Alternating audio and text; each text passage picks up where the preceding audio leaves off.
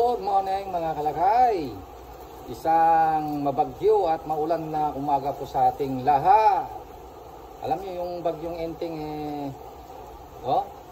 di pa nakakalis. Kaya ang daming mga napinsala, lalo na sa mga kasama natin dyan sa bandang Metro Manila. Kaya mag-ingat po tayo, samang kayo naroroon mga kalakay. Ito din yung dulot ng bagyo dito sa amin. Hindi man malakas ang hangin, may konting hangin lang, tsaka ulan. Yan, maulan. Pero no choice tayo, kailangan lumabas tayo para magtinda. Bagaman may absent tayong dalawang kasama kasi may sakit yung isa at nagpaalam yung isa.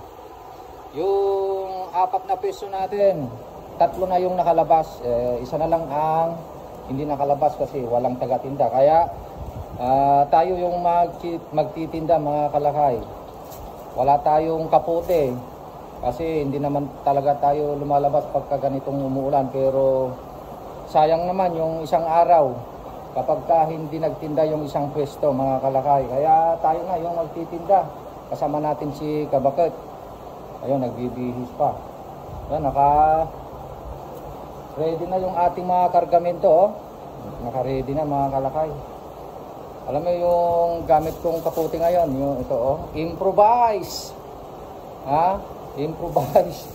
Ito yung garbage plastic. Ginawa ko lang na parang kaputi. Tuturuan ko kayo kung paano gumawa. Ito. Kasi talagang emergency na wala tayong gagamitin. Mababasa tayo sa ulan. Garbage plastic yun. Triple X. Ganyan. Kasi natin gawa tayo ng butas dito sa may gitna para sa ulo. Para sa may ulo. Ganyan lang.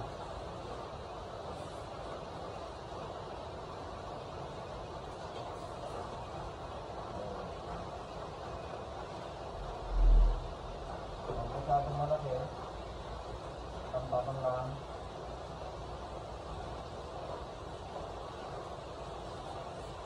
Okay? Yan, may butas na. Masyadong malaki yata. Tapos, ito naman. Sa may gilid, yung susuotan ng kamay.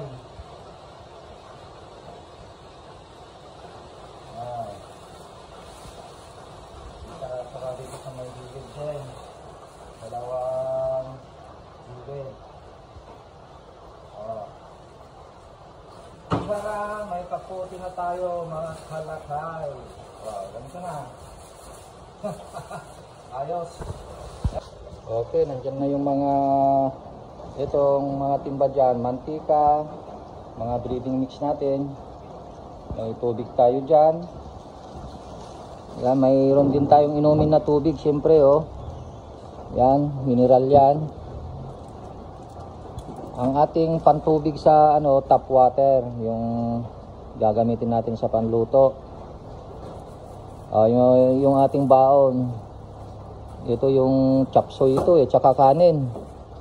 Yung tira kagabi na chapsoy, yan. Meron din tayong leftover kahapon na chicken skin, ipapainit na lang natin. Nakakawa natin, mga gamit natin na stainless.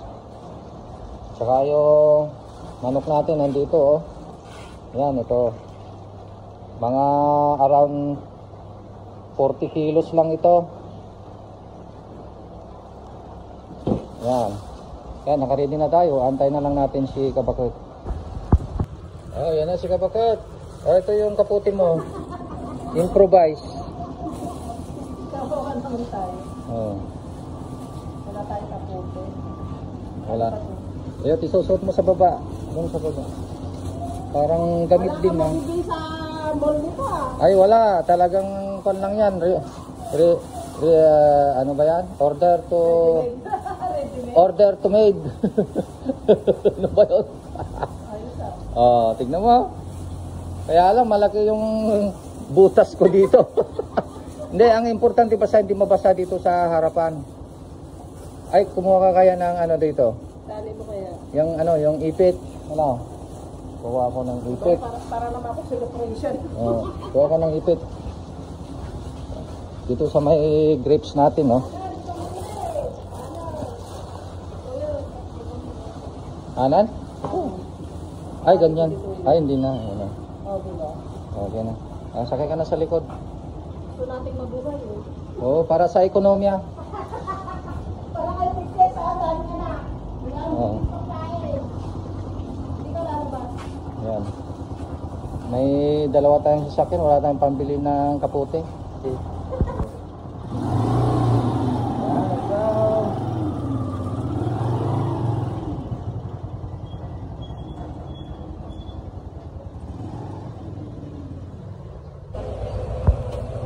Dali.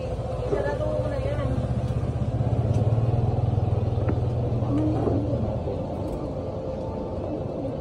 Ganda ng 20. Magsubot na lang. Ano? Oh, ito na yung mga luto natin mga kaibigan, no? Parang Jollibee. Siyempre ako nagluto. Ganda ng texture, oh. Ito yung mga napagbenta mo na to. Oh, yan. Bilangin mo nga. Magang umaga mga kalakay. Anong oras na ba? Alas 8. Kulang isang oras pa lang tayo dito. Ayun, nakaka 1,000 na tayo mahigit. Ayan, oh. Ang ganda ng texture, oh. Parang Jollibee sa McDo, mga kalakay. Nagsamang Jollibee ka na sila. Meron na rin tayong chicken skin dyan. Hindi pa natin nailagay sa baso. Tingnan natin yung ating niluluto. Yan. So ang salang namin guys is 10-10 na lang. Nakaluto na kami ng ilang piraso na tagbe-20, mga 4 na tagbe-20. So 10-10 na lang para ma-maintain. Kasi may bagyo. Ito yung ating nakot. Ganyan po yung nakot mga kaibigan. Ano?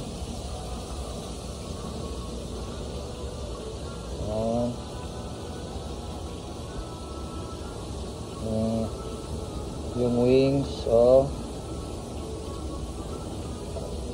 Mamaya isusunod natin ito pagka luto yon. Malapit na hanguin yan guys. Oh.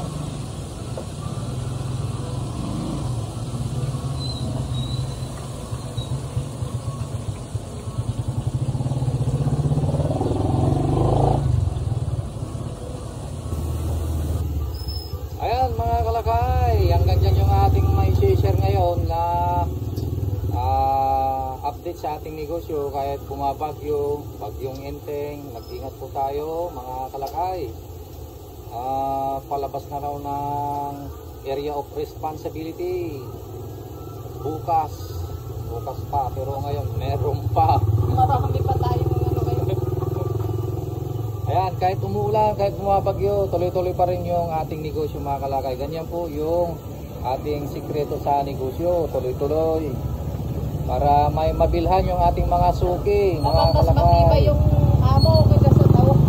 Oo, yun ang matutunan natin dito. Mas matibay yung amo kaysa sa mga empleyado. Kasi yung mga empleyado Sensitive. konting ulan lang kung minsan, Absent. konting lagnat lang, hindi na pumapasok. Siyempre naiintindihan natin, hindi natin naman pwedeng pilitin.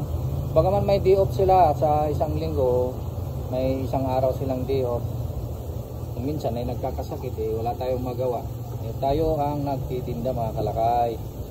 Ayan, so hanggang dyan, maraming salamat. Tuloy-tuloy lang ang negosyo. Bye-bye!